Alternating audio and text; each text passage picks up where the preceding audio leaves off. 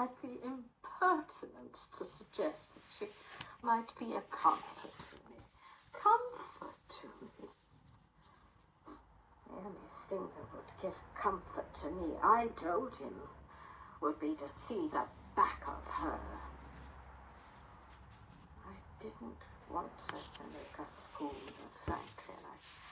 I didn't want him to get mixed up with her. He's like a boy. No sense.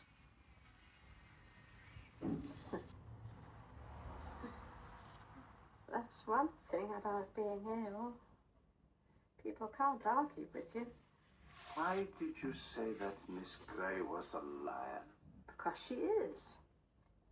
You said that she told you no one came to the house that day. Yes. Very well, then. I saw her with my own eyes out of this window talking to a perfectly strange man on the doorstep. Huh? What did the man look like? An ordinary sort of man. A tradesman? No. A shabby sort of person. I can't remember. I'm a little tired.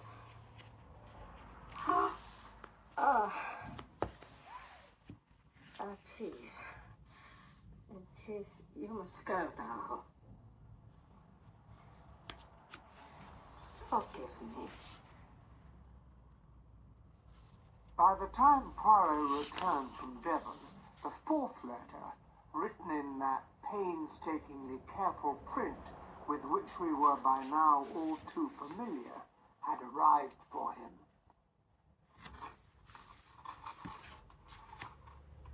Still no success. What do you and the police think you are doing? Poor Mr. Poirot, I'm quite sorry for you. We've a long way still to go. Tipperary? No, that comes further on. The next little incident will take place at Doncaster on September 11th. So long, ABC. We had better inform Inspector Cromhastings. Right. And warn Mr. Clark to be ready for action. I'll take the letter with me, if I may, Mr. Poirot, for our fingerprint experts. Do you care to make a copy? No, it is not necessary. What are your plans, Inspector? Fairly comprehensive ones, Mr. Clark. You've got a tricky task on your hands. What the fancy old ABC has done you again. The public won't have much to criticize in our arrangements this time. The 11th is until Wednesday of next week. That gives us ample time for a publicity campaign in the press. And we'll draft extra police into Doncaster on a fairly large scale.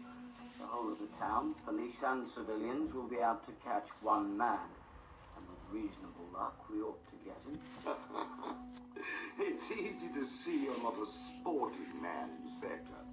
What do you mean by that? Well, don't you realize that next Wednesday the St. Ledger is being run at Doncaster? I hadn't taken that into account. It does rather complicate matters. And ABC is no fool, even if he is a madman. Quite ingenious. It is well planned, one has to admit it. It's my belief that the murder will be committed on the racecourse, while the St. Ledger is actually being run. I'll telephone the Assistant Commissioner, if I may, Mr. Poirot. By all means, Inspector. And we had better convene an emergency session of the Secret Legion, Mr. Clark. But how can we be on the lookout for this man when we know nothing about him? None of us has ever seen him or spoken to him. We've all gone over everything that we know over and over again. Not everything. For instance, Miss Gray told us that she did not see or speak to any stranger at the house on the day that Sir Carmichael was murdered. Yes, that's right. Is it? Then why did Lady Clark tell me that she saw you from her window, standing on the front doorstep talking to a man? Lady Clark must have made a mistake. But I never spoke to... Oh, I remember now. How stupid. I'd forgotten all about it, but it wasn't important.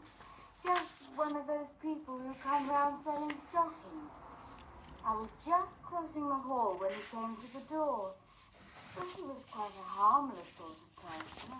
I suppose that's why I forgot all about him. Stockings. Stockings. What is it? What is it that I'm trying to remember? Bon Dieu, I have it. You have what, Poirot? You remember the shop in Andover? In Mrs. Asher's bedroom, on a chair, we found a pair of new stockings.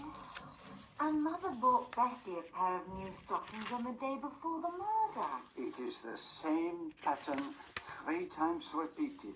That cannot be a coincidence. Now tell me, mademoiselle, is it not true that your mother bought those stockings not at a shop, but from someone who came to the door? Yes, she did. She said something about being sorry for those wretched men who go round and try to get orders. But what's the connection? A man comes round selling stockings. That proves nothing. Does it not? 3 crimes, and every time a man comes round selling stockings and spying out the land. Describe him, mademoiselle. I can't. He had glasses, I think, and a shabby overcoat. Oh, come, mademoiselle, you can do better than that. He stooped. I hardly looked at him.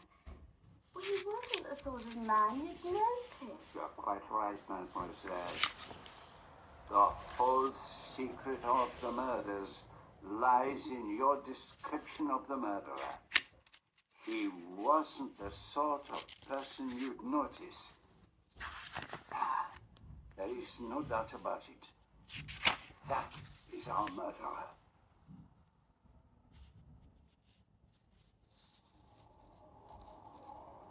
A second class return, please. And where would that be to, sir? Doncaster. I'm going to Doncaster. And when would you be coming back, sir? Oh, very soon. I don't think that I shall be staying long. We all gathered together at Doncaster on the morning of the 11th of September. I was sure that we were building on a false hope, on the chance of recognizing among our